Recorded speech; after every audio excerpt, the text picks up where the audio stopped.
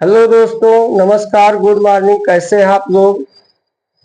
उम्मीद करते हैं कि आप लोग अच्छे होंगे और लगातार मेहनत करते होंगे अपने पढ़ाई में। हमारे वीडियो को भी देखते होंगे, अच्छे से समझ में आता होगा। तो कल जो हमने पढ़ाया था, बहुत इंपॉर्टेंट टॉपिक, मुक्त इलेक्ट्रॉन क्या है, धनायन क्या है, और जो सबसे मेन इलेक्ट्रॉनों का माध्य मुक्त पथ, ये हमने पढ़ाया था। आज आगे चलते हैं। आज क्या है देखिए, श्रांतिकाल। श्रांति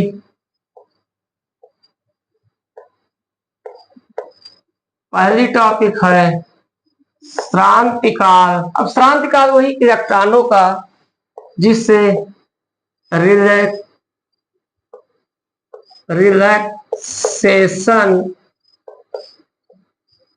रिलैक्सेशन कहते हैं।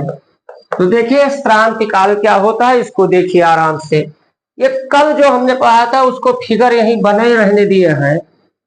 देखिए यहाँ पर भाई, इलेक्ट्रॉनों का माध्य मुक्त पथ हमने क्या कहा था।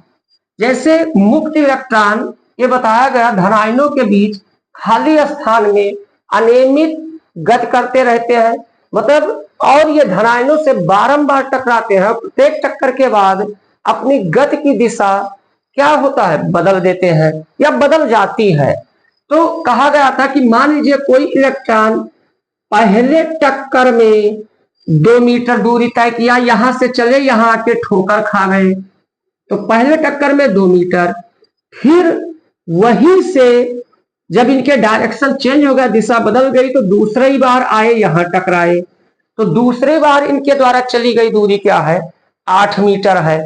अब तो कहने का मतलब क्रमागत 2 टक्करों के बीच दूरी कितना है, 2 और 8 10 है। अब इनका औसत या माध्य निकाला जाए, क्योंकि 2 टक्करों का माध्य निकाला जाएगा, तो 8 और 2 10, 10/2, ये बराबर क्या हो जाएगा, 5 हो जाएगा। तो ये समझ पा रहे होंगे, ये 5 जो आया है, ये इलेक्ट्रॉनों का माध्य मुक्त पथ है। अब श्रांतिकाल सेम वही चीज। मान लीजिए यहां पर देखें, मान लीजिए कि पहली बार टक्कर में 2 सेकंड लगा। पहली बार टक्कर में कितने सेकंड, 2 सेकंड लगा। दूसरी बार टक्कर में 8 सेकंड लगा। तो इसका मतलब क्या हुआ, देखिए, क्रमागत 2 टक्करों में लगा समय कितना है, 8 और 2 10 है। तो क्रमागत 2 टक्करों में लगा समय 2 + 8 है। और इनका औसत या माध्य समय देखा जाए तो 2 से भाग कर देंगे, तो बराबर क्या, 5 सेकंड आएगा। तो यही 5 सेकंड क्या है, श्रांति काल है। उम्मीद करते हैं अच्छे से समझे होंगे। तो हम वही कहेंगे, क्या कहेंगे, कि मुक्त इलेक्ट्रॉनों द्वारा मुक्त इलेक्ट्रॉनों द्वारा क्रमागत मुक्त इलेक्ट्रॉनों द्वारा क्रमागत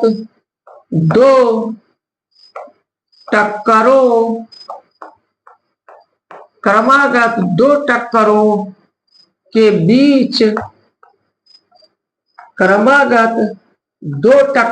बीच क्या है, मुक्त इलेक्ट्रॉनों द्वारा क्रमागत 2 टक्करों के बीच लगे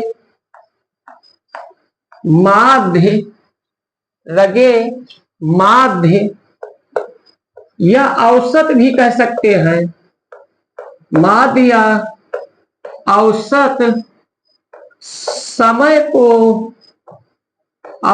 समय को क्या कहते हैं, श्रांति काल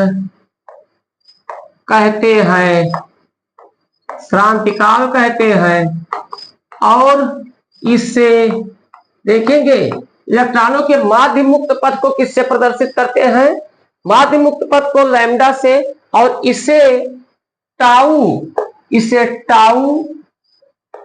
क्या कहते हैं? टाउ, इसे टाउ से प्रदर्शित, इसे टाउ से प्रदर्शित करते हैं, इसे टाउ से प्रदर्शित करते हैं। तो उम्मीद करते हैं आप लोग अच्छे से समझ गए होंगे ये श्रांति काल क्या होता है। अब हम नेक्स्ट टॉपिक पर आते हैं, क्योंकि इस चैप्टर में ये ध्यान रखिएगा छोटे छोटे टॉपिक है, बहुत बड़े ना कोई डेरिवेशन है ना बहुत बड़े टॉपिक है, लेकिन ये छोटे छोटे टॉपिक खंड खंड में एग्जाम में आकर काफी उलझाते हैं, तो इसको बहुत सीरियस होकर हमें देखना है। अब अगला टॉपिक बहुत इंपॉर्टेंट जो 100% बोर्ड में आएगा, अपवाह या अनुगमन वेग। तो अगली हेडिंग क्या है? अपवाह या अनुगमन वेग,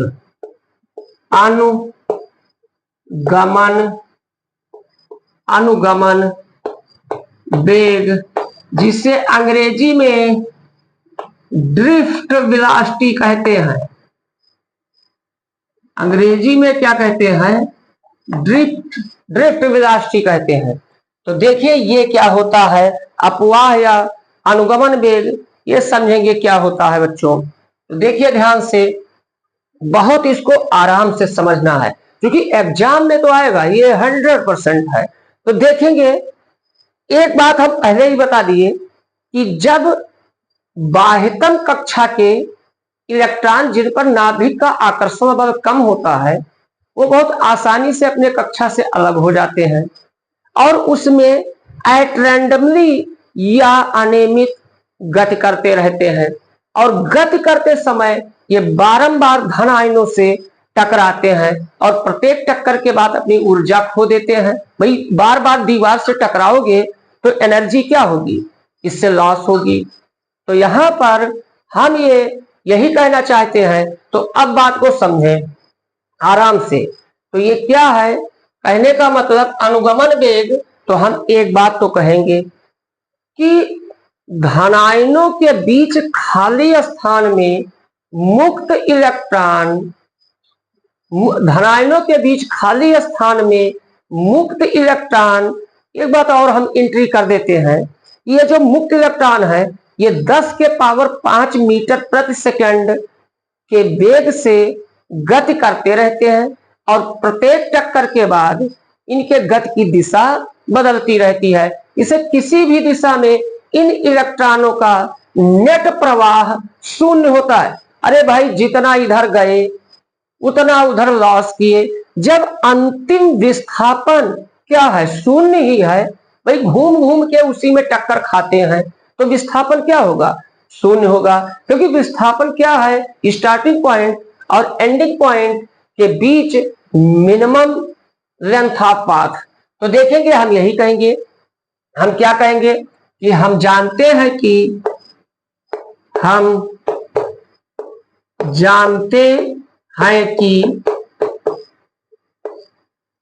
धनायनों के बीच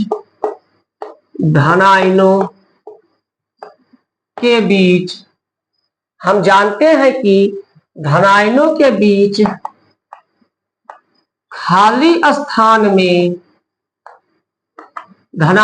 बीच खाली स्थान में मुक्त इलेक्ट्रॉन, धनायनों के बीच खाली स्थान में मुक्त इलेक्ट्रॉन क्या 10 के पावर 5 मीटर प्रति सेकंड के वेग से क्या अनियमित गति करते रहते हैं। 10 के पावर 5 मीटर प्रति सेकंड के वेग से अनियमित गति करते रहते हैं,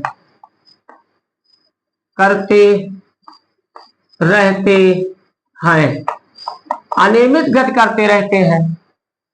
अब ये क्या है, अनियमित गति करते रहते हैं, तो यहां पर ध्यान दे। अब क्या होगा, इसके बाद ये अनियमित गति करते रहते हैं। अब ध्यान देंगे क्या होगा। अब इसके बाद समझेंगे बात, इसके बाद क्या होगा कि ये इनका किसी भी दिशा में नेट प्रवाह शून्य होगा, क्योंकि ये घूम घूम के उसी में रहते हैं। इनका किसी भी दिशा में नेट प्रवाह या कुल प्रवाह, नेट प्रवाह शून्य होता है। क्या होता है, किसी भी दिशा में नेट प्रवाह शून्य होता है। मतलब इनका किसी भी दिशा में नेट प्रवाह क्या होता है, शून्य होता है। तो अब बात को समझेंगे भाई, इसका मतलब ये किसी भी दिशा में जा नहीं सकते, इनका कोई नेट प्रवाह नहीं। और जब नेट प्रवाह नहीं होगा तो इसका मतलब चालक तार में कोई वैद्युत धारा भी प्रवाहित नहीं होगी। तो अब देखेंगे, यदि नेट प्रवाह शून्य होता है, इसलिए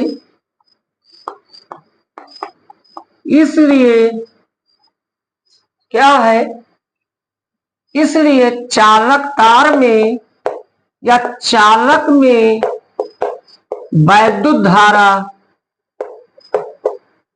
प्रवाहित नहीं होती है। बात भाई, जब इनका किसी भी दिशा में नेट प्रवाह होगा ही नहीं, और जानते हैं इलेक्ट्रॉन आवेश वाहक होते हैं, तो ये घूम घूम के वही रहेंगे, तो इनका चालक में वैद्युत धारा प्रवाहित नहीं होगी, वैद्युत धारा प्रवाहित नहीं होगी। अब क्या करेंगे, यदि यहीं से देखेंगे, यदि तार के सिरों को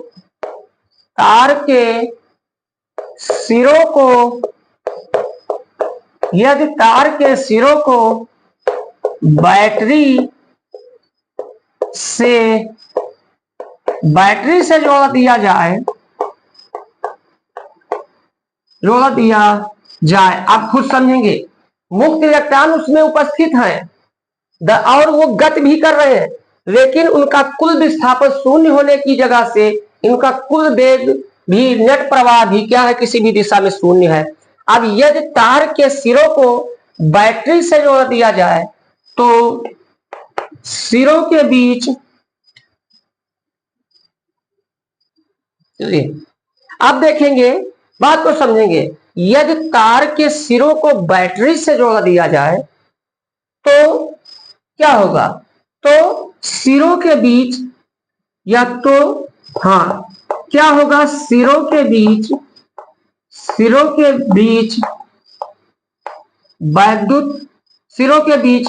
विभवांतर, सिरों के बीच क्या उत्पन्न हो जाएगा, विभवांतर उत्पन्न हो जाता है,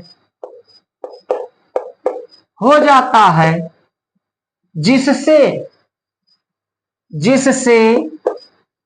भाई विभवांतर उत्पन्न होगा तो उससे क्या, वैद्युत क्षेत्र भी उत्पन्न होगा, जिससे मुक्त इलेक्ट्रॉनों पर क्या वैद्युत बल आरोपित होंगे।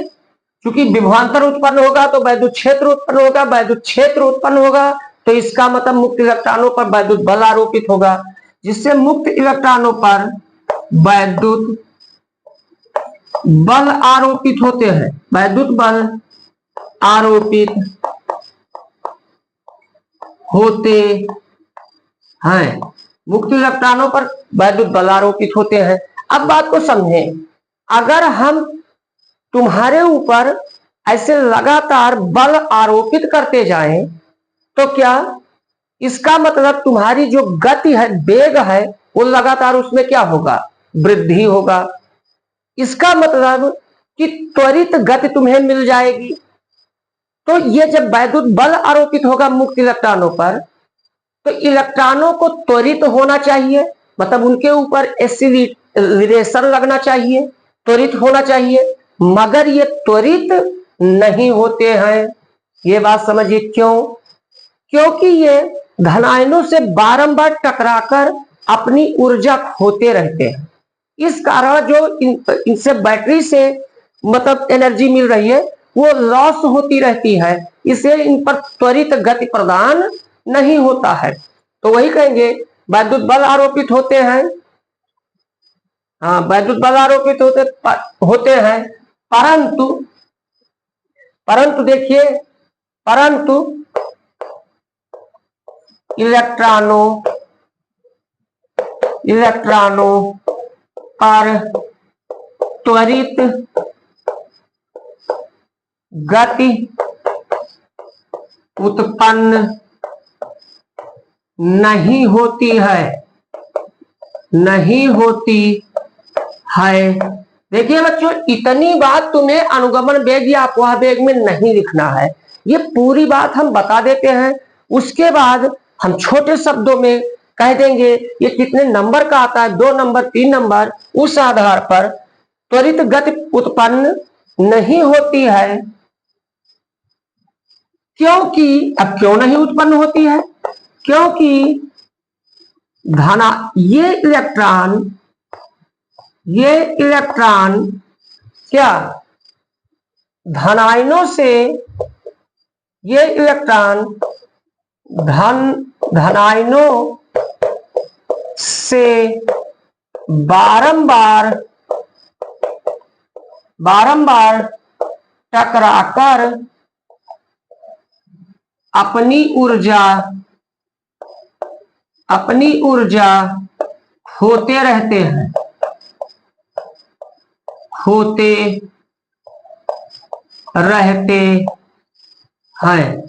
इसका मतलब कि वो जब बैटरी से कनेक्ट कर दिए तो विभवांतर उत्पन्न हो गया। विभवांतर उत्पन्न होने की वजह से तार के प्रत्येक बिंदु पर वैद्युत क्षेत्र उत्पन्न हुआ। वैद्युत क्षेत्र उत्पन्न होने की वजह से मुक्त इलेक्ट्रॉनों पर वैद्युत बल आरोपित होगा। वैद्युत बल आरोपित होने के कारण इनको त्वरित होना चाहिए, लेकिन त्वरित नहीं होते हैं क्योंकि वो बारंबार धनायनों से टकराकर अपनी ऊर्जा क्या करते हैं, खोते रहते हैं। लेकिन हाँ, एक बात है कि ऊर्जा अपनी खोते रहते हैं, लेकिन एक बात इसमें है, क्या है कि बैटरी से जोड़ने की वजह से इनका जो ऊष्मीय वेग था कितना, 10 के पावर 5 मीटर प्रति सेकंड, ये देखो यहां लिखा है, इसके ऊपर एक सूक्ष्म वेग और एंट्री हो जाता है, ज्यादा नहीं, एक सूक्ष्म वेग एंट्री हो जाता है। उसी सूक्ष्म वेग के कारण ये इलेक्ट्रॉन चलना प्रारंभ कर देते हैं, जिससे चालक में वैद्युत धारा प्रवाहित होती है, तो ऊर्जा खोते रहते हैं। यहां तक हो गया, खोते रहते हैं। परंतु देखिए, बैटरी से इन इलेक्ट्रॉनों पर एक सूक्ष्म वेग, वो क्या है, सूक्ष्म वेग क्या है, सूक्ष्म वेग 10 के पावर -4 मीटर प्रति सेकंड आरोपित होता है, जिससे चालक में धारा प्रवाहित होती है, धारा प्रवाहित होती है। इसी सूक्ष्म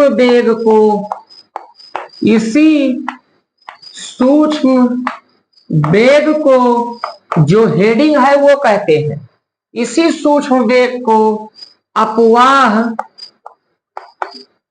या अनुगमन वेग कहते हैं।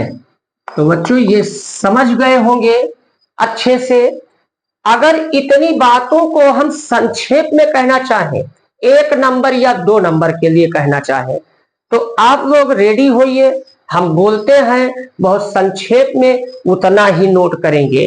क्या कहेंगे देखा जाए। हम यही कहेंगे, ध्यान देंगे, कि जब चालक के सिरों को बैटरी से जोड़ते हैं, जब चालक के सिरों को बैटरी से जोड़ते हैं, तो तार के सिरों के बीच विभवांतर स्थापित हो जाता है, और विभवांतर स्थापित होने के कारण उसमें वैद्युत क्षेत्र उत्पन्न होता है, जिसके कारण मुक्त इलेक्ट्रॉनों पर वैद्युत बल आरोपित होता है। परंतु इस बल के कारण इलेक्ट्रॉन त्वरित नहीं होते हैं। एक सूक्ष्म वेग 10 के पावर -4 मीटर प्रति सेकंड इन पर आरोपित हो जाता है। सूक्ष्म नियत वेग आरोपित हो जाता है। यही सूक्ष्म, जिससे इलेक्ट्रॉन धारा आवेश को ढोते हैं, आवेश को प्रवाहित करते हैं, इसी सूक्ष्म वेग को हम क्या कहेंगे, अनुगमन वेग या अपवाह वेग कहेंगे। और शॉर्ट में आइए, छोटे में यही कहेंगे, तार के सिरों को बैटरी से जोड़ने पर मुक्त इलेक्ट्रॉन त्वरित गति प्रदान नहीं करते हैं, बल्कि एक सूक्ष्म वेग 10 के पावर -4 मीटर प्रति सेकंड ही उन पर आरोपित होता है, जिससे इलेक्ट्रॉन वैद्युत क्षेत्र के विपरीत दिशा में प्रवाहित होने लगते हैं और तार में धारा बहती है। इसी सूक्ष्म वेग को अपवाह वेग या अनुगमन वेग कहते हैं। तो उम्मीद करते हैं बच्चे आप लोग अच्छे से समझ गए होंगे। अब नेक्स्ट वीडियो में मिलेंगे, तब तक के लिए जय हिंद, जय भारत।